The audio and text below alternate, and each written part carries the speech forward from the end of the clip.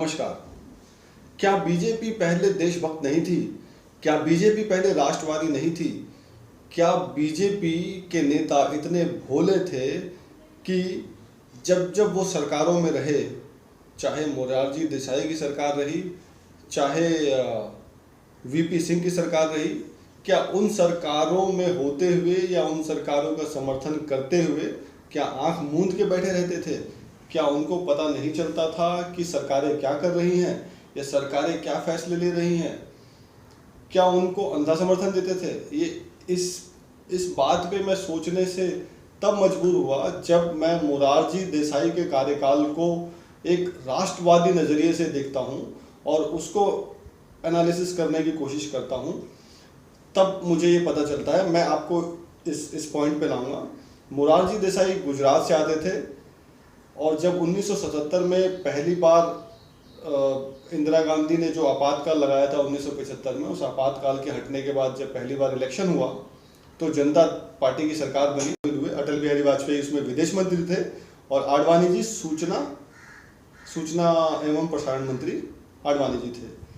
मोरारजी देसाई की सरकार ने देश में पहली बार मंडल कमीशन लागू किया कि जब मोरारजी देसाई उस समय सरकार में थे तो कैसे उन्होंने रिसर्च एंड एनालिसिस विंग, जिसको रॉ बोलते हैं, जो भारत की एक ऐसी संस्था है जो अपने जासूस पूरे वर्ल्ड वाइड बेचती है और वो गुप्त ऑपरेशन चलाती है, गुप्त नेटवर्क चलाती है, उसको कैसे मोरारजी देसाई ने ध्वस्त कर दिया, उसको तोड़ दिया। और बीजेपी, अटल बिहारी वाजपेयी और लाल कृष्ण आडवाणी और अन्य बीजेपी नेता एक तरह से भोले बन के बैठे रहे, मूक दर्शक बन के बैठे रहे और उनको कुछ पता भी नहीं चला। और उन्हीं की गलती के कारण पाकिस्तान परमाणु संपन्न देश बन गया। पाकिस्तान के क्वेटा में परमाणु संयंत्र चल रहा था और जब इसकी जानकारी रॉ को मिली तो रॉ ने प्राइम मिनिस्टर मोरारजी देसाई को इसके बारे में जानकारी दी। तो मोरारजी देसाई ने रॉ ऑफिसर को कहा, जो के.एन. राव थे उसके चीफ उस समय, उनको कहा कि पाकिस्तान के आंतरिक मामलों में आप दखल मत दीजिए।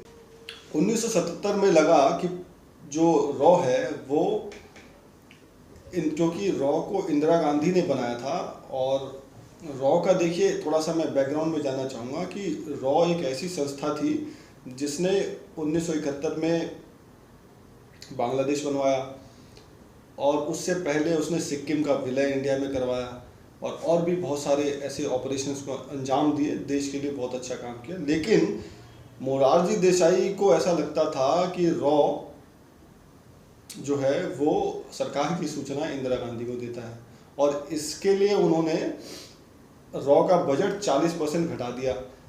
वो इतनी बड़ी बेवकूफ़ी कोई प्राइम मिनिस्टर कैसे कर सकता है? 40% बजट कम कर दिया। और जब के.एन. राव ने, जो उस समय रॉ के चीफ थे, उन्होंने जब उनको खबर दी कि पाकिस्तान में परमाणु संयंत्र चल रहा है, तो उन्होंने बोला कि आप आंतरिक मामलों में दखल मत दीजिए। ये सारी बातें के.एन. राव जब चीफ थे तो बी रमन ने उनके साथ ही थे। तो बी रमन ने बुक लिखी है, द काउबॉयज ऑफ रॉ। इस बुक में इन सारी घटनाओं का उन्होंने जिक्र किया है और ये सारी चीज़ें बताई हैं कि कैसे रॉ को मोरारजी देसाई ने बर्बाद कर दिया और जिसकी वजह से पाकिस्तान एक परमाणु संपन्न देश बन गया। अदरवाइज रॉ का ऑपरेशन अगर चालू रहता तो परमाणु संपन्न देश पाकिस्तान आज की डेट में नहीं बन पाता। इसके आगे बी रमन ने लिखा है कि मोरारजी देसाई ने जियाउल हक को बता दिया कि क्योंकि ये मोरारजी देसाई, जियाउल हक जो उस समय पाकिस्तान के प्रेसिडेंट थे, आर्मी रूलर थे, तो उनसे इनकी रोज़ बातचीत होती थी, ऐसा इस बुक में दावा किया गया है। रोज़ फ़ोन पे इनकी ऑलमोस्ट रोज़ फ़ोन पे बात होती थी। तो इन्होंने उनको ऐसा बता दिया कि आप जो भारत के खिलाफ साजिश कर रहे हैं तो ये मुझे पता है, आप इसको बंद कर दीजिए। तो इस तरीके से इन्होंने बताया। तो जियाउल हक को जब इसके बारे में पता चल गया तो जियाउल हक ने आईएसआई की एक आपात बैठक बुलाई और पूरे आईएसआई को टॉप प्रायोरिटी पे काम पे लगा दिया कि रॉ के जितने एजेंट्स हैं पाकिस्तान के अंदर उनको पहचाना जाए और उनको पूरे नेटवर्क को ख़त्म किया जाए। तो यानी कि जो रॉ ने पिछले 10 सालों में जो नेटवर्क बनाए थे, जो एसेट बनाए थे, जो उन्होंने नेटवर्क बनाया था, उसको मोरारजी देसाई की एक बेवकूफ़ाना हरकत से, एक बेवकूफ़ाना गलती से, बेवकूफ़ी पने से पूरा नेटवर्क ख़राब हो गया, पूरा नेटवर्क ध्वस्त हो गया और बहुत सारे जो काबिल ऑफिसर थे उनको मार दिया गया, बहुत सारे जो इंटेलिजेंस के ऑफिसर थे उनको जेल में डाल दिया गया, उनको यातनाएं दी गई। और क्योंकि आप जानते हैं कि जो ये जो RNW के जो ऑफिसर्स होते हैं वो जब किसी देश में पकड़े जाते हैं तो फिर वो अपनी आइडेंटिटी क्योंकि छुपा के रहते हैं, वो वहाँ की आइडेंटिटी बना के या दूसरी आइडेंटिटी से रहते हैं, तो वो साबित भी नहीं कर पाते या नहीं करना चाहते कि वो इस देश के जासूस हैं, जासूसी कर रहे हैं, क्योंकि इसके भी अलग कंसिक्वेंसेस होते हैं और जो कंट्री होती है वो उसे डिसओन कर देती है, यानी उनको पहचानने से मना कर देती है या वो पहचानती नहीं है। तो उनके लिए अगर वो फंस जाते हैं तो इस केस में उनका जीवन एक तरह से नर्क हो जाता है, बहुत दुखदायी होता है। ये मोरारजी देसाई जैसे पॉलिटिशियन को कैसे पता चलेगा या किसी भी पॉलिटिशियन को ये बात कैसे समझ में आएगी कि जो ये यातनाएं जो वो लोग झेलते हैं वो किस हद तक यातनाएं झेलते हैं, वो इनके समझ में नहीं आएगी। इनको तो कुर्सी का खेल करने के लिए ये लोग किसी भी हद तक जा सकते हैं। तो अब मेन पॉइंट पे आते हैं। तो पाकिस्तान को परमाणु संयंत्र जो बना वो मोरारजी देसाई की बेवकूफ़ी के कारण बना। अगर रॉ को खुला हैंड उस समय मोरारजी देसाई दे देते तो रॉ और मोसाद मिलकर जो उसका परमाणु संयंत्र है उसको, उसके प्लान को ख़त्म कर देता। और कैसे ख़त्म करता है ये तो आप जानते ही हैं। जो टॉप के जो साइंटिस्ट होते हैं उसमें लगे हुए उनको मार देते हैं, या कुछ उनके किसी साइंटिस्ट को बीच में से हटा देते हैं, जिस उनके प्लान उड़ा देते हैं, कुछ ऐसा कर देते हैं कि वो उनका प्लान सफल नहीं हो पाता। उसी समय आप देखिए कि इंडिया में उससे पहले ही डॉक्टर भाभा, जो कि भारत के परमाणु कार्यक्रम के जनक माने जाते हैं, जब उन्होंने परमाणु कार्यक्रम शुरू किया तो अमेरिका ने उनकी हत्या करवा दी, या जो ऐसा माना जाता है कि अमेरिका ने उनकी हत्या करवा दी। लेकिन कैसे, अब उनकी ही हत्या हो गई तो परमाणु कार्यक्रम भारत का सीधे 30 साल आगे चला गया। फिर सन 2000 में जाके अटल बिहारी वाजपेयी ने तब फिर से परमाणु कार्यक्रम शुरू किया और तब भारत परमाणु संपन्न देश बना।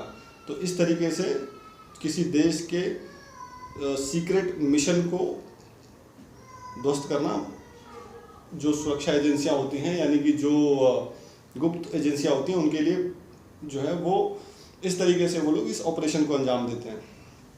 अब देखिए इस काम का इनाम ज़ियाउल हक ने उनको क्या दिया, मोरारजी देसाई को क्या दिया।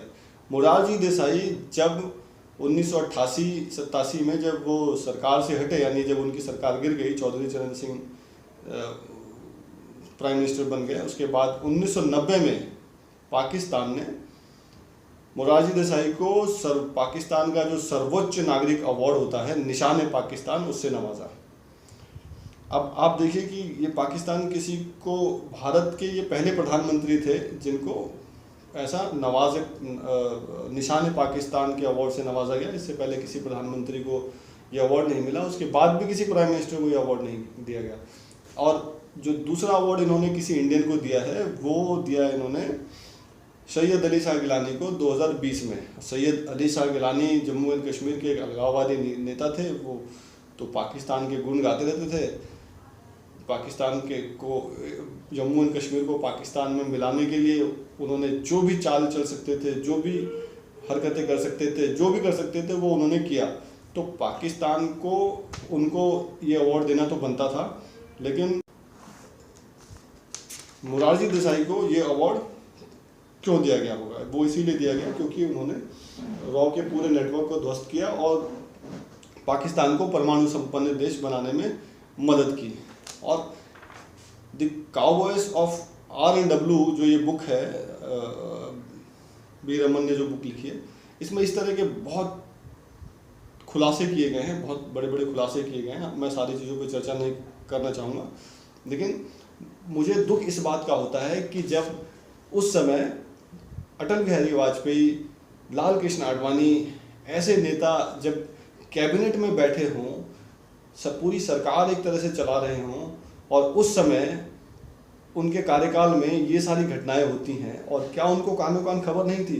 देखिए, मैं ऐसा नहीं है कि मैं सिर्फ बीजेपी को या अटल बिहारी वाजपेयी की बात कर रहा हूँ, लेकिन कांग्रेस से या कांग्रेस की जो सरकारें रही हैं उस पर तो हम पहले से आरोप लगाते रहे कि उन्होंने देश के खिलाफ काम किया है, देश को तोड़ने के सारे काम किए हैं। जो भी देश के लिए बुरा हो सकता है, देश को नीचा दिखाने के लिए, देश को एक तरह से भिखारी बनाने के लिए जो भी काम किया जा सकता है वो उन्होंने पूरी करने की कोशिश की और देश को नीचा दिखाने का काम करने की कोशिश की। लेकिन बीजेपी से उम्मीद की जाती थी, या वो खुद भी बोलते थे कि देश राष्ट्रवादी पार्टी है या देश के लिए खड़े रहते हैं, देश के लिए मर मिटने को तैयार है, लेकिन उनके कार्यकाल में भी देखिए आप किस तरह के काम हुए हैं, ये आपको जानना जरूरी है। 2014 के बाद यानी नरेंद्र मोदी के सत्ता में आने के बाद मुझे ऐसा लगता है कि काफ़ी हद तक ये चीज़ें चेंज हुई हैं, सरकार विजिलेंट हुई है और जिस तरीके से धारा 370 हटा के और पाकिस्तान को एक तरह से एक ऐसा मैसेज दिया गया है, या पाकिस्तान को अब ऐसा लगता है कि भारत एक ना एक दिन जो पाक ऑक्युपाइड कश्मीर है उसको भी हासिल कर लेगा। ये जो कॉन्फिडेंस है भारत का, ये 10 साल पहले बिल्कुल भी नहीं था और पाकिस्तान भारत को बहुत हल्के में लेता था, चाइना भारत को बहुत हल्के में लेता था और उनको इस बात को वो सोच भी नहीं सकते थे कि फ्यूचर में कभी ऐसा भी होगा कि भारत भारी पड़ेगा और भारत इस स्थिति में आ जाएगा कि पीओके छीनने की हिम्मत कर सकता है। तो आज की डेट में स्थितियां बेहतर हैं और नरेंद्र मोदी का हमें धन्यवाद करना चाहिए कि उन्होंने ये काम किया है।